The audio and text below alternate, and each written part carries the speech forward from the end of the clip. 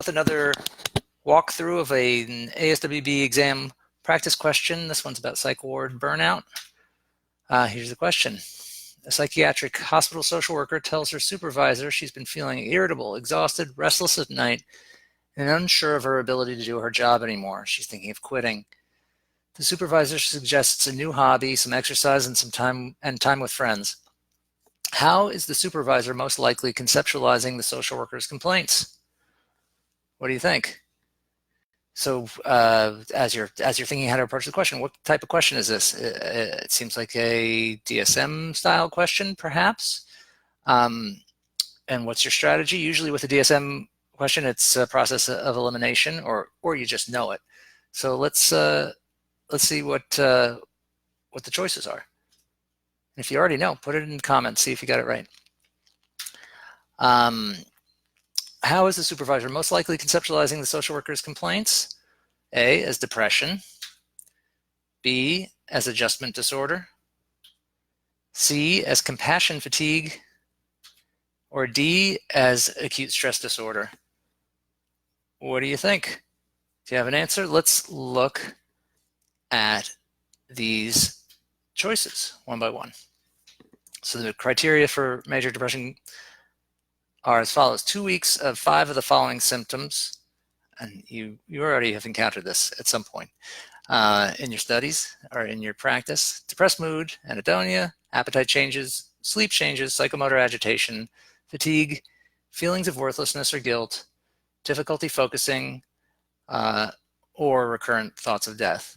So you need 5 of those from that list for a period of 2 weeks. Okay.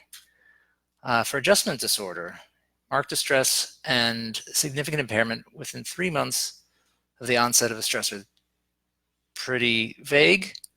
That seems like a better fit. Criteria for compassion fatigue. Compassion fatigue is not in the DSM. So moving on to acute stress disorder. Following a trauma, the presence of intrusion symptoms like flashbacks or dreams, negative mood, dissociation, avoidance, arousal symptoms like difficulty sleeping or hypervigilance, lasting from 3 days to 1 month after exposure. So that's acute stress is PTSD before PTSD can be diagnosed. So where does that leave us? The social worker's been feeling irritable, exhausted, and restless. Right? So that sounds kind of like depression, but we don't have a time frame. We just can't be diagnosing this. It's not asking for a diagnosis. It's asking for how the supervisor is conceptualizing it. So you're trying to get inside the supervisor's head. All right, well, a new hobby and some exercise and time with friends. Yeah, that stuff's helpful, but that's not how you treat major depression. So I think we can safely cross that out. Adjustment disorder, looking back, boom, boom. 3 months, again, you need a time frame to be able to really approach any of this stuff. You'd want to know what stressors somebody who's coming to you with an adjustment disorder symptoms is bringing.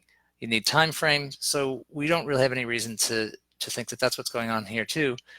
And as for acute stress, we don't have any mention of any real trauma.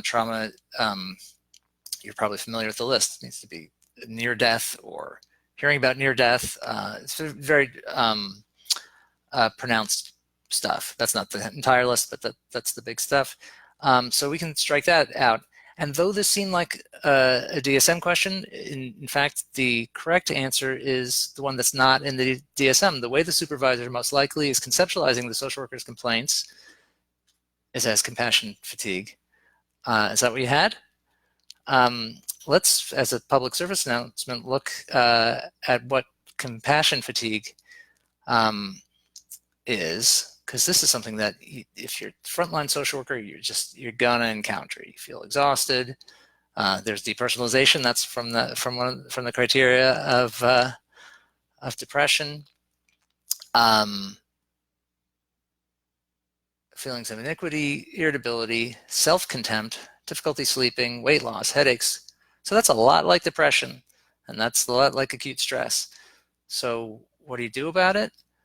Talk about it. Hey, maybe get, talk about it to colleagues or a therapist of your own. Learn as you are at this moment about compassion fatigue.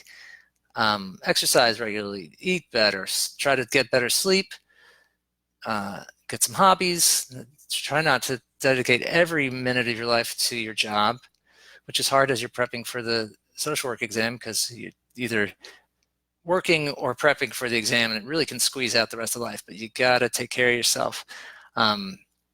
Positive coping strategies is vague, but you know what they are. You help your clients through with those all the time.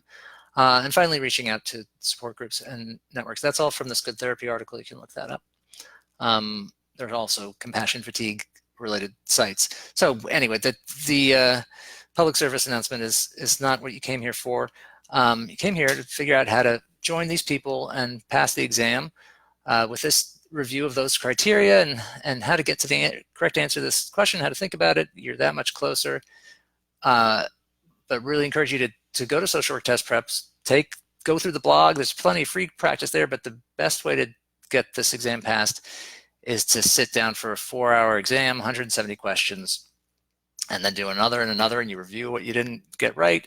There are thorough rationales, explanations like the one that I'm giving you right now for every answer of every question of every practice test there. So head over to SWTP, get practice, get licensed. Best of luck to you. Hope it goes well. And send us one of those pass sheets once you pass, all right?